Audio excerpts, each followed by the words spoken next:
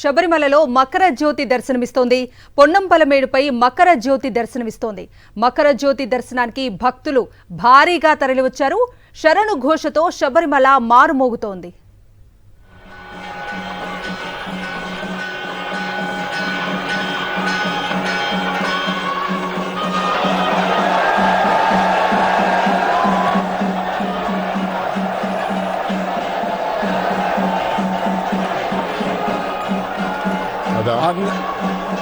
മകരജ്യോതി ദൃശ്യമായി. ദീപാരാധന കഴിഞ്ഞു. 2 വട്ടം വളരെ വ്യക്തമായി മകരജ്യോതി ദൃശ്യമായി കഴിഞ്ഞു. ദീപാരാധന കഴിഞ്ഞു. 2 വട്ടം വളരെ വ്യക്തമായി മകരജ്യോതി ദൃശ്യം മകരജ്യോതി തെളിയുന്നു. ദേവകളും ഋഷിമാരും ഭഗവാനെ ആരതി ഉഴിയുകയാണ്.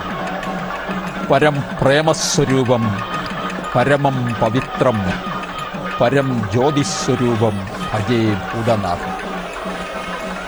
താപസവേഷധാരിയായ കാനനവസൻ സർവാഭരണ വിഭൂഷിതനായി ഒരിക്കൽ കൂടി ഭക്തലക്ഷങ്ങൾ കാത്തിരുന്ന പുണ്യമുഹൂർത്തം.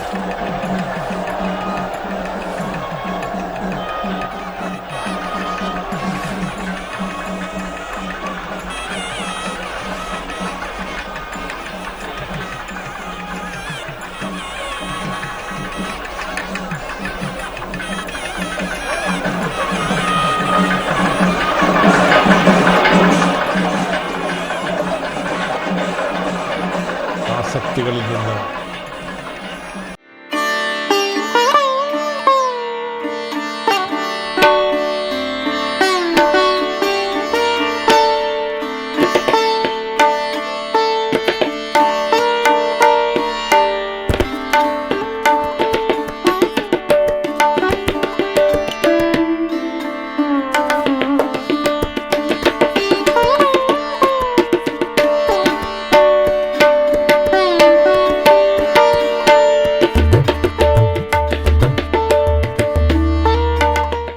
శబరిమలలో మకర జ్యోతి దర్శనం ఇచ్చింది. పొన్నంపలమేడుపై మకర జ్యోతి దర్శనమిచ్చింది.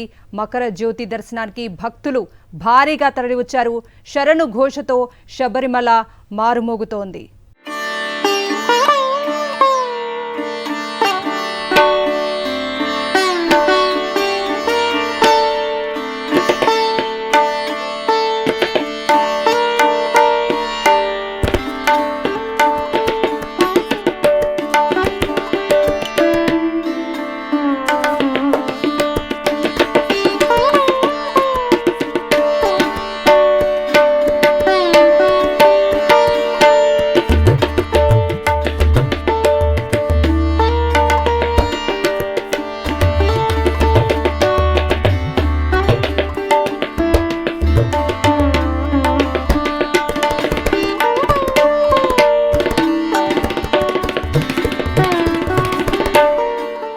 శబరిమల సన్నిధానంలో అద్భుత దృశ్యం ఆవిష్కృతమైంది.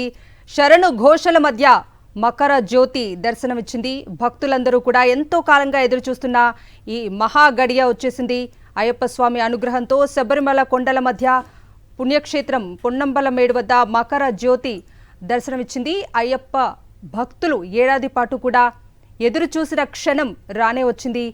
మకర సంక్రాంతి పర్వదినం రోజున సరిగ్గా సాయంత్రం 6:40 శబరిమల ఆలయ సమీపంలోని పొన్నంపలమేడు కొండపై మకర జ్యోతి దర్శనమిచ్చింది. జ్యోతి రూపంలో దర్శనమిచ్చిన అయ్యప్ప స్వామిని దర్శించుకుని భక్తులు పులకించిపోతున్నారు. ఈ సందర్భంగా శబరిగిరిలు అయ్యప్ప నామస్మరణతో మారుమోగుతున్నాయి. మకర జ్యోతి దర్శనానికి భక్తులు భారీగా తరలివచ్చారు. శరణు ఘోషతో శబరిమల మారుమోగుతోంది.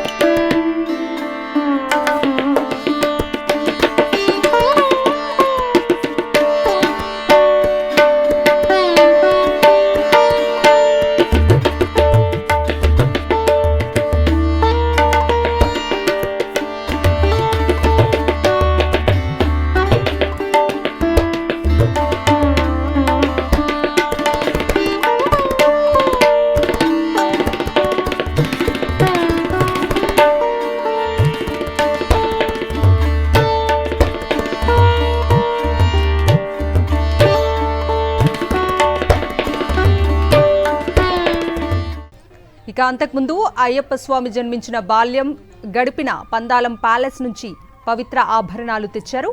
అయ్యప్ప విగ్రహాన్ని ఆభరణాలతో అలంకరించారు. అనంతరం హారతి ఇచ్చారు. గర్భగుడి ద్వారాలు తెరిచారు. గర్భాలయ ముఖ ద్వారాలు తెరవగానే అయ్యప్ప నామస్మరణతో ఆలయ ప్రదేశాలు మారుమోగాయి. అయ్యప్ప స్వామి స్వయంగా తిరగాడిన ప్రాంతమే పందాలం. అచ్చల్ కోవిల్ నది ఇక్కడ ప్రవహిస్తూ ఉంటుంది.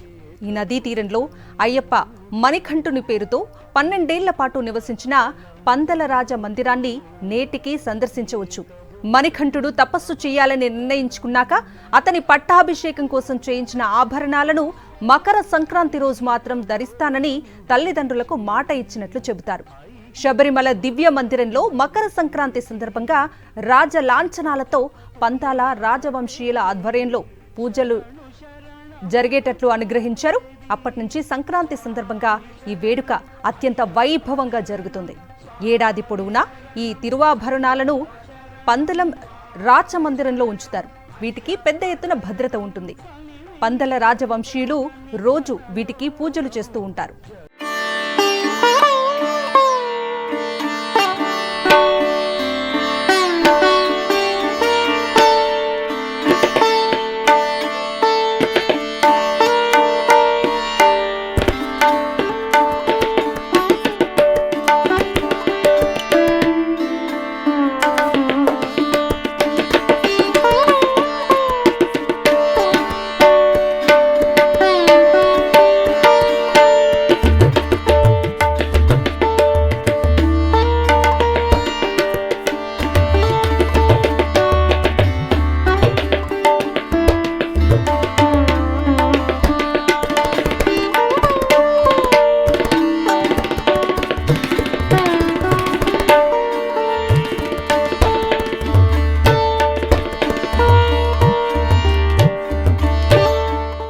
అయ్యప్ప స్వామి భక్తులు ఏడాది పాటు ఎదురు చూసిన క్షణం రానే వచ్చింది.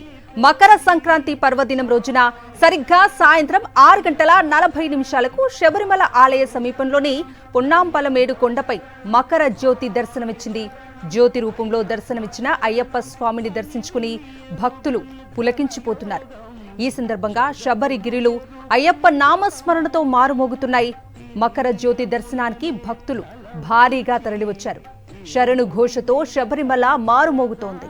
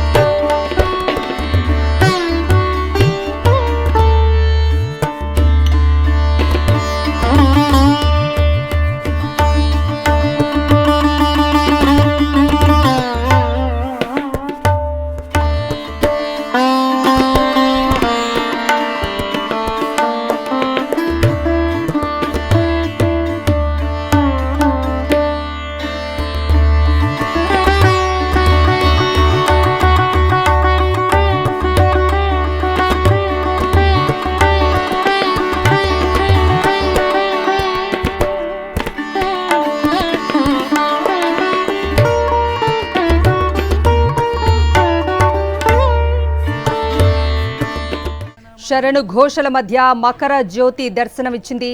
శబరిమల సన్నిధానంలో ఒక అద్భుత దృశ్యం ఆవిష్కృతమైంది. భక్తులందరూ కూడా ఎంతో కాలంగా ఎదురుచూస్తున్నటువంటి ఈ మహా గడియ వచ్చేసింది. అయ్యప్ప స్వామి అనుగ్రహంతో శబరిమల కొండల మధ్య పొన్నంపలం మేడు వద్ద మకర జ్యోతి దర్శనమిచ్చింది. మకర జ్యోతి కేవలం కళ్లకు కనిపించే వెలుగు మాత్రమే కాదు, కోట్లాది మంది భక్తుల విశ్వాసానికి ప్రతీకగా నిలిచిన ఆధ్యాత్మిక మహా వెలుగు. ఈ నేపథ్యంలో అయ్యప్ప భక్తులందరూ కూడా అయ్యప్ప నామస్మరణతో శబరిమల మారుమోగుతోంది.